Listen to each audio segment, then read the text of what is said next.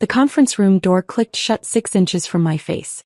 Through the frosted glass, I could see the silhouettes of 15 people settling into their seats. My father at the head of the table, Uncle James to his right, my cousin Derek presenting something on the screen. The quarterly strategy meeting for Morrison Associates, the commercial real estate firm my grandfather had founded 42 years ago. I'd been attending these meetings for 7 years, ever since I'd graduated from business school. Until today. Sarah. My father's assistant, Michelle, touched my arm gently. I'm sorry. He said family only this time. He didn't give me much warning. I nodded, my portfolio bag still in my hand, the quarterly reports I'd spent the weekend reviewing still tucked inside. Did he say why? Michelle glanced at the closed door, lowering her voice. Your cousin Derek is presenting his new development proposal. Something about wanting to keep it confidential until the deal is finalized. Your dad thought it was better to limit the meeting to blood relatives only. I see. I adjusted my grip on the bag. And who's in there besides family? Well, there's your dad, Uncle James, Derek, your Aunt Patricia. Michelle paused, looking uncomfortable. Also Richard Chin from Westfield Capital, Susan Park from the investment committee, and about 8 other external advisors and consultants. But family only, I said flatly. That's what he said. Michelle looked miserable. Sarah, for what it's worth, I think this is ridiculous. You've contributed more to these meetings than half the people in that room. I smiled, the expression not quite reaching my eyes. It's fine, Michelle. If they want family only, that's their choice. I walked down the corridor, my heels echoing on the polished marble floors of the building my grandfather had designed. Morrison Associates occupied the top 3 floors of the downtown tower. Visible space for a visible company. What wasn't visible was the ownership structure that kept the whole thing running. In the elevator, I pulled out my phone and opened an encrypted app that connected directly to my investment firm Hartwell Strategic Capital. The firm my college roommate and I had started 12 years ago, back when we were 2 ambitious 22-year-olds with more confidence than capital. The firm that now managed $2.3 billion in assets. The firm that, through a carefully structured series of holding companies and investment vehicles, owned 51% of Morrison Associates. My phone buzzed with an incoming call. I answered as the elevator descended. Hi, Jennifer. Sarah, I saw the board meeting alert for Morrison Associates, my business partner said, her voice crisp and professional. I thought you were attending today? Change of plans. Dad decided to make it family only. There was a pause. Family only? You're his daughter. Apparently not the right kind of family for this particular meeting. I stepped out of the elevator and headed toward the parking garage. Derek's presenting his new development proposal and they wanted to keep it confidential. The Riverside project? Jennifer's tone sharpened. Sarah, we reviewed that proposal last month. The numbers were questionable at best. If Derek's pushing that through without proper oversight, then that's a decision the family is making, I said, reaching my car. The family that apparently doesn't include me. Another pause, longer this time. When Jennifer spoke again, her voice was careful. Sarah, you know what I'm going to ask. I sat in the driver's seat, not starting the engine. Through the parking garage's concrete pillars, I could see the city stretching out in the afternoon sun. Somewhere up there, in that conference room, my family was making decisions about a company they thought they controlled. Not yet, I said quietly. Let me think about it. You've been thinking about it for 3 years. Ever since your dad started introducing you at company events as my daughter who works in finance, instead of acknowledging what you actually do. He doesn't know what I actually do, Jen. Nobody in that family does. Exactly my point. You own the majority stake in their company, Sarah. You're not some outside investor they can dismiss. You're the reason Morrison Associates survived the 2022 real estate crash. You're the reason they could expand into 3 new markets. You're the reason their stock price tripled. And they don't even know it. I leaned my head back against the seat. Grandfather knew. Grandfather has been dead for 8 years. He knew before he died. I told him about the investment structure the year before he passed. He understood why I wanted to keep it private. And what did he say? I smiled at the memory. He said, let them underestimate you, Sarah. The best position in any negotiation is the one your opponent doesn't know you're in. Then he laughed and told me I reminded him of his mother. Well, your great-grandmother isn't here to give you advice and neither is your grandfather. But I am, and I'm telling you that this has gone on long enough. They just excluded you from a major strategic meeting. They're about to approve a development project that our analysts flagged as high risk. And they're doing it without any input from their majority shareholder. I watched an employee from one of the other companies in the building walk past, briefcase in hand, probably heading home for the day. Normal business. Normal life. Nothing like the decision I was weighing. If I reveal the ownership structure, I said slowly, it changes everything. Dad will feel betrayed. Uncle James will be furious. Derek will never forgive me. And if you don't reveal it? Derek pushes through a bad project, the company takes losses, and you watch your investment deteriorate because you were too nice to assert your legal rights as majority shareholder. You're not wrong. I'm never wrong. That's why you made me your business partner. Jennifer's tone softened slightly. Sarah, I know this is family. I know it's complicated. But Hartwell Strategic has fiduciary duties to our investors. We can't let a company we control make poor strategic decisions without intervention. That's not being mean. That's being responsible. A message flashed on my phone screen. An email from my father's office, sent to the general distribution list. Subject: Exciting developments, Riverside project approved. They just approved it, I said, opening the email. Derek's Riverside project. Full approval from the board. They're announcing it to the whole company. Jennifer's sigh was audible. How much capital are they committing? I scanned the email, my stomach sinking. $60 million. Leveraged construction loans. Projected completion in 18 months. And our analysts projected what? 30% chance of default. 35%. The market demographics don't support the commercial space Derek wants to build. The residential units are priced too high for the neighborhood. And the construction timeline is wildly optimistic given current labor shortages.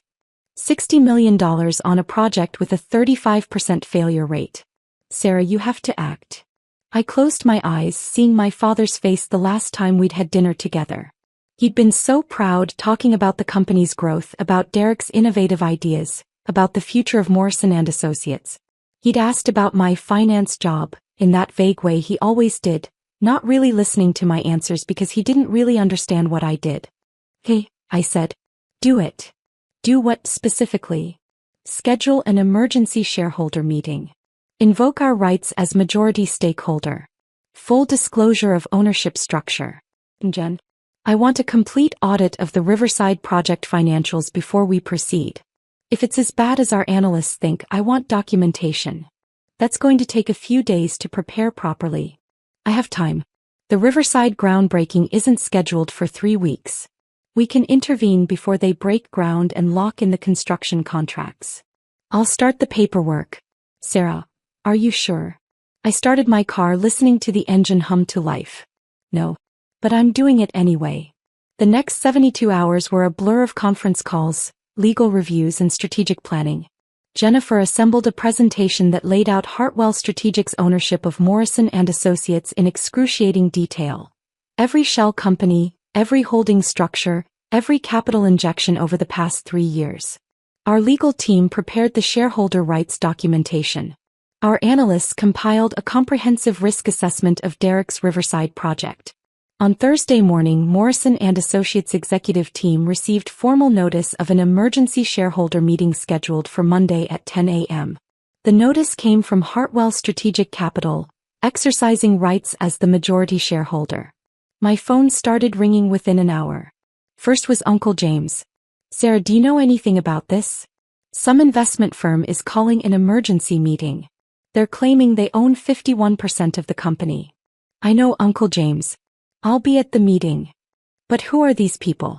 How did they get a majority stake? Your father and I control the Morrison family shares. We'll discuss it at the meeting, I said calmly. Monday at 10 a.m. He sputtered. This is highly irregular. Your father is extremely upset. We need to understand who we're dealing with. You will. Monday. Next was Derek, his voice tight with anger. Sarah, my dad just called me. Apparently, we have to postpone announcing the Riverside project because some mysterious investor is making waves. Do you know anything about this? I'll be at the meeting, Derek. That's not what I asked. I asked if you know anything about who's disrupting our business. See you Monday, Derek. My father didn't call until Friday evening. I was at home reviewing the presentation one final time when his name appeared on my screen. Hi, Dad. Sarah. His voice was strained. I need you to be honest with me. Do you know who Hartwell Strategic Capital is? I set down my wine glass. Yes. And? It's my firm, Dad. Mine and my business partner Jennifer's. We started it 12 years ago. The silence stretched so long I thought the call had dropped. Finally, what do you mean, your firm? I'm the founder and managing partner of Hartwell Strategic Capital. We manage $2.3 billion in assets. And yes, we own 51% of Morrison Associates. Another long silence. That's not possible. It's documented in the meeting materials you'll receive Monday morning. But I can walk you through it now if you want. Sarah, how could you own 51% of my company? The Morrison family holdings. We're 67% of the company 8 years ago, Dad. Right after grandfather died. But the company needed capital for expansion and the family couldn't provide it. So Morrison and Associates issued new shares and sought outside investment. Hartwell Strategic provided that capital through a series of structured investments over 3 years. Those investments gave us majority stake. You're saying you bought my company? I'm saying I invested in a company that needed capital. The company that grandfather built. I made sure it survived and thrived. Without telling me. His voice rose. Without telling anyone in the family? I told grandfather before he died. He knew about the investment structure. He approved. My father knew you were secretly buying the company and he said nothing? He didn't see it as secret, Dad. He saw it as strategic. And he understood why I structured it the way I did. Which was what? To humiliate your family? To take control behind our backs. I stood pacing my apartment. No, Dad. To protect the company while staying out of the family politics. You and Uncle James spent 3 years after grandfather's death fighting over every decision. Derek and Aunt Patricia were pushing for aggressive expansion without proper capital reserves. The company was hemorrhaging money and nobody could agree on a solution. So I provided one. By taking control. By investing capital when the family couldn't. By keeping the company solvent during the 2022 crash. By providing the financial backing for every successful expansion you've celebrated over the past 3 years. Morrison and Associates tripled its stock price. Dad. That wasn't luck. That was strategic investment and careful management. Management we didn't know about. Management you didn't want to know about. Every time I tried to offer financial advice, you told me I didn't understand the real estate business. Every time I questioned a decision, Derek told me to stay in my lane. So I got in my own lane. I just happened to own the road. Dad's breathing was heavy on the other end of the line. The meeting on Monday. What's going to happen? We're going to discuss the Riverside project. Our analysts have serious concerns about its viability. As majority shareholder, Hartwell Strategic has the right to review and approve major capital expenditures. You're going to block Derek's project. I'm going to present a risk assessment and ask for proper due diligence before committing $60 million to a development with a 35% projected failure rate. Derek has been working on this for 8 months. Derek has been working on his vision for 8 months. He hasn't been working on the financial fundamentals. The market analysis is flawed, the pricing is unrealistic, and the construction timeline is fantasy. If Morrison and Associates proceeds with this project as currently structured, it will likely fail. And I'm not going to watch grandfather's company lose $60 million because nobody wants to hurt Derek's feelings. So you wait until we exclude you from one meeting and then you drop this bomb? This is revenge, Sarah. No, Dad. This is consequence. You excluded me from a meeting where major strategic decisions were being made. You called it family only, while inviting external consultants and advisors. You made it clear that I wasn't part of the family that matters. So I'm participating in my other capacity, as the majority shareholder. That's not revenge. That's business. Sarah. I'll see you Monday, Dad. Bring your questions. Bring your concerns. But also bring your willingness to look at actual data instead of just family loyalty. I ended the call and sat back down, my hands shaking slightly. Jennifer had been right, there was no going back from this. Monday morning would change everything. The weekend was quiet. No more calls from family. No texts. Just silence. Monday morning arrived cold and clear. I dressed in my most conservative business suit, navy blue, professional, projecting exactly the image I wanted. Serious investor, not apologetic daughter. Jennifer met me in the lobby of the Morrison Associates building. Ready? No. But we're doing it anyway. That's my Sarah. We rode the elevator up to the executive floor. Michelle was at her desk, her eyes widening when she saw me. Sarah, your father asked me to tell you the meeting is in the main conference room. I know. Thanks, Michelle. The conference room was already full when we entered. My father at the head of the table, his face carefully neutral. Uncle James beside him, looking like he'd aged 5 years over the weekend. Derek across from them, his jaw tight. Aunt Patricia, my cousin Monica, 3 board members I recognized, and the company's general counsel, Marcus Webb. Jennifer and I took seats at the opposite end of the table from my father. I set up my laptop and connected to the display screen. Good morning, I said, my voice steady. Thank you all for attending on short notice. I'm Sarah Morrison, managing partner of Hartwell Strategic Capital. This is Jennifer Chin, my co-founder and chief investment officer. We've called this meeting to discuss Morrison & Associates' strategic direction and to formally disclose our ownership position in the company. Marcus Webb cleared his throat. Ms. Morrison, we've reviewed the documentation your firm sent over. The ownership claims are extensive. Before we proceed, I need to verify. Everything is verified, Jennifer said smoothly, pulling up the first slide. Hartwell Strategic Capital has provided complete documentation of all investment transactions dating back 3 years. Every share purchase was properly recorded and filed. Every holding company structure has been independently audited. And every legal requirement for disclosure has been met. The slide showed a complex ownership chart with Hartwell Strategic at the top and various holding companies branching down to ultimately connect to Morrison & Associates. In the corner, in clear numbers, 51% ownership. Uncle James leaned forward. You're telling us that Sarah's company owns the majority of Morrison & Associates? Not just Sarah's company, Jennifer corrected. Hartwell Strategic Capital is a properly registered investment firm with $2.3 billion in assets under management. We have institutional investors, pension funds, and high-net-worth individuals as clients. Our ownership of Morrison & Associates was structured as a standard private equity investment. There's nothing standard about secretly buying a family company, Derek said, his voice sharp. I looked at him directly. We didn't buy it secretly, Derek. Every share purchase was properly documented and filed with the SEC. The Morrison family received quarterly reports from the company showing the evolving ownership structure. If you didn't read those reports, that's not a secrecy problem. That's a diligence problem. But you never told us it was you, Aunt Patricia said. You hid behind corporate structures. We use standard investment vehicles, Jennifer interrupted. The same structures used by every major private equity firm in the country. There was no hiding. There was simply no reason to announce our identity unless and until we needed to exercise our shareholder rights. Which brings us to today, I said, advancing to the next slide. Morrison & Associates has approved a $60 million development project called Riverside. As majority shareholder, Hartwell Strategic has reviewed this project. We have serious concerns. The slide showed the Riverside project, Derek's architectural renderings, the site plan, the projected revenues. It looked impressive, glossy, professional. Derek straightened in his chair. The Riverside project has been thoroughly vetted by our development team. Your development team is optimistic, Jennifer said. Our independent analysts are not.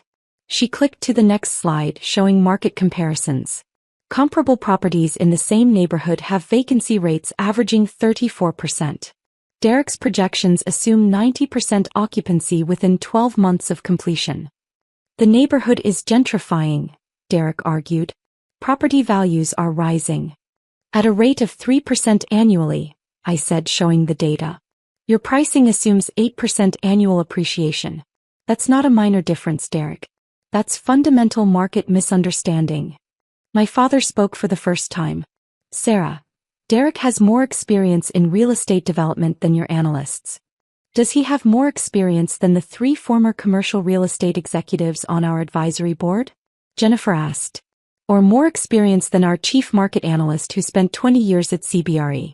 Or more experience than our construction consultant who's overseen $4 billion in development projects? The room went quiet. I clicked to the next slide. We're not saying the Riverside location is bad.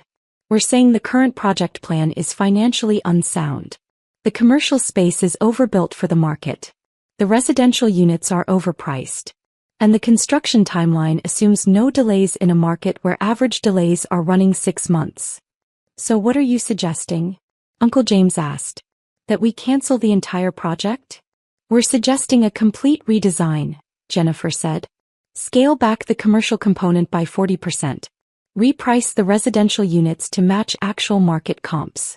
Extend the construction timeline by 8 months.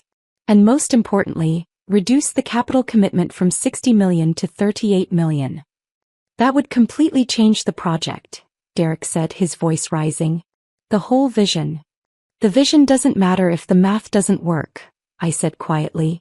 Derek, you've designed a beautiful building. But you've designed it for a market that doesn't exist at that price point. We can build something beautiful that also makes financial sense. But not the way it's currently structured. Derek stood abruptly. This is exactly why we didn't want you in that meeting last week. You don't understand vision. You don't understand what it takes to transform a neighborhood. You just see numbers and risk and reasons to say no. I see a $60 million mistake that could seriously damage this company, I said, holding his gaze. And as majority shareholder, I have a legal obligation to prevent that mistake. You're not the majority shareholder, Derek shot back. Your firm is. There's a difference. Is there? Jennifer pulled up another slide. Sarah personally owns 73% of Hartwell Strategic Capital, which means she personally controls the majority stake in Morrison Associates. She is not just the managing partner making recommendations. She is the principal owner making decisions. The room went silent again. I watched my father's face as he processed this information, watched the realization sink in. His daughter didn't just work in finance. His daughter owned his company. 3 years, Dad said finally. For 3 years, you've owned majority control of Morrison Associates and you said nothing. For 3 years I provided capital that let this company thrive, I corrected. I funded the Denver expansion that's now your most profitable market. I backed the Portland acquisition that doubled your commercial portfolio. I provided bridge financing during the 2022 crash when banks were refusing loans to real estate companies. Every success Morrison and Associates has celebrated in the past 3 years was made possible by capital I provided. I didn't say anything because I didn't need credit.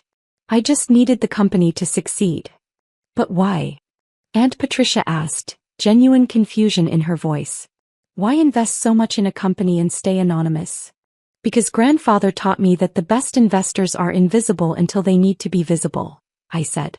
Because I knew that if you knew I was funding the company, every decision would become about family dynamics instead of business fundamentals. And because I wanted Morrison and Associates to succeed on merit, not because people were trying to keep the boss's daughter happy. Marcus Webb, the general counsel, spoke up. From a legal perspective, everything Hartwell Strategic has done is proper and documented. As majority shareholder, they have the right to approve or reject major capital expenditures like the Riverside project. The question before this board is whether we accept their restructuring proposal or whether we contest it. Contest it how? Uncle James asked. You can't, Marcus said bluntly. They own 51%. They have voting control. If Hartwell Strategic says the Riverside project needs to be redesigned, then it needs to be redesigned. Derek slammed his hand on the table. This is insane.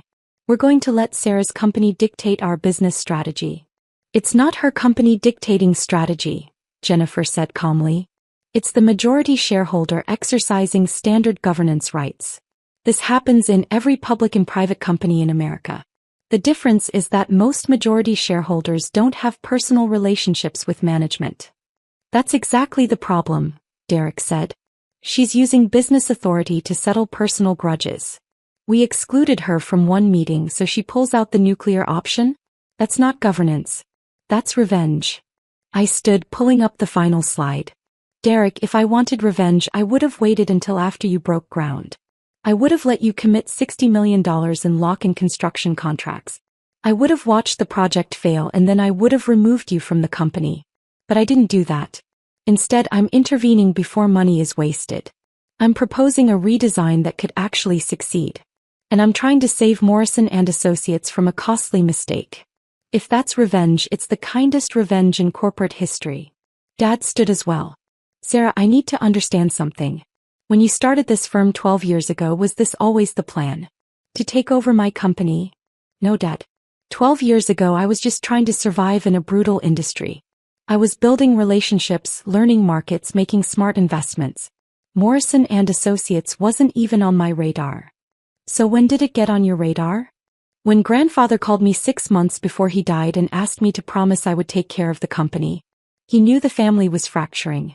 He knew Uncle James and you couldn't agree on strategy. He knew Derek was talented but impulsive. He asked me to protect what he'd built, so I did. I invested. I provided capital. I stayed out of the way until I couldn't anymore. My father's face was unreadable. He asked you to take over. He asked me to protect.